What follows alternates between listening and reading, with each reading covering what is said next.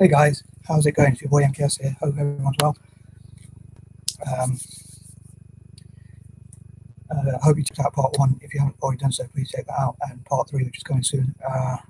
So I wanted to discuss some potential ideas for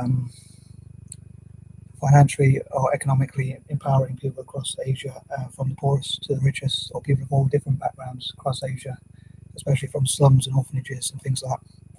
That's often talk about, and I'd love to hear people share their ideas about things like ideas I might not have thought about, or ways that you think could be to empower people across Asia, especially people from poorer backgrounds, and also like to promote Asian projects and businesses. I often say I try and come up with new ideas because I don't want videos to be too repetitive. So I hope someone out there will enjoy them. But anyway, I'll do my best to entertain people. But because what I'm thinking is I hope these videos are actually making a positive impact, or will make a positive impact in the future. Because a lot of people say, might say like you wasted time or whatever.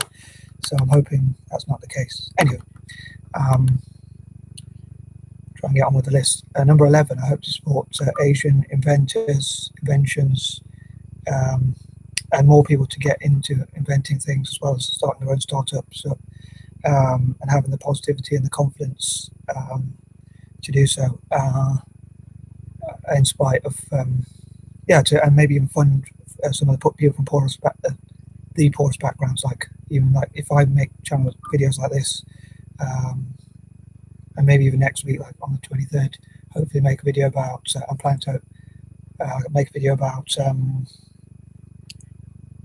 how to support people from poorer backgrounds across Asia to start their own businesses, and how like if that video generates enough money, or people can set up their own, from that idea, set up their own crowdfunding or GoFundMe's or whatever they call them, and that sort of thing.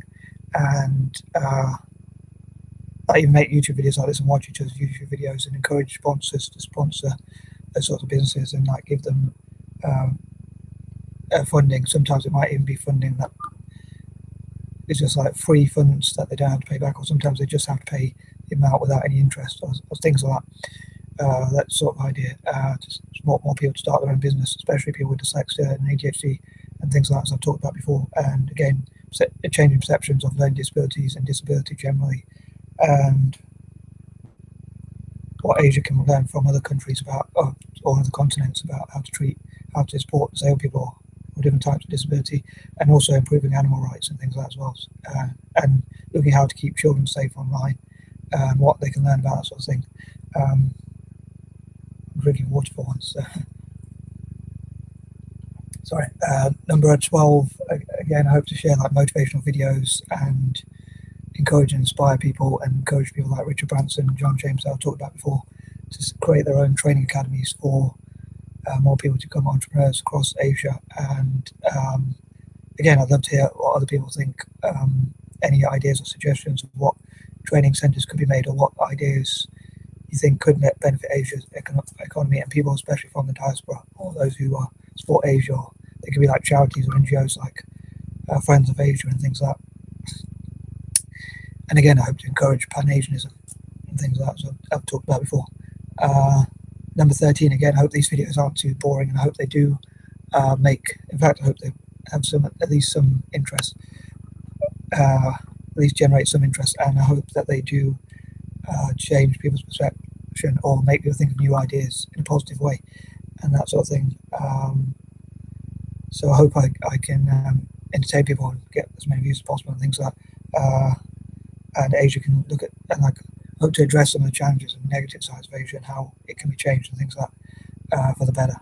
14, on that note, I hope to look at how they can be like problem solving, looking at the problems facing Asia and the rest of the world, and how Asians can work on solving those problems, like scientists, how they can solve illnesses, diseases, global warming perhaps, and things like that, and all sorts of problems that are plaguing the rest of the world, including Asia itself. And how Pan-Asian scientists can work together, maybe even work with African scientists and others, and acknowledging the best scientists and people like that, and problem solvers across Asia, and innovatives and people like that. Number 15, again, I hope to go through like my dreams and goals and so forth for Asia, like including how I hope these videos will benefit people across Asia, and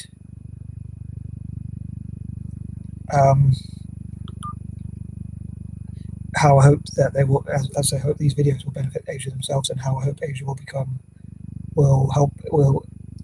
support its economies to grow and network together and things like that, work together politically, and that sort of thing. As an anti-imperialist, I hope to support them. 16. I hope to listen to new ideas about what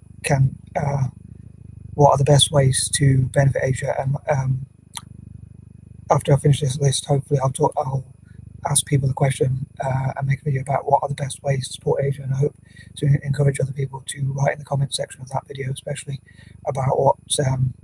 I hope some people will comment on some ideas and that sort of thing to benefit Asia.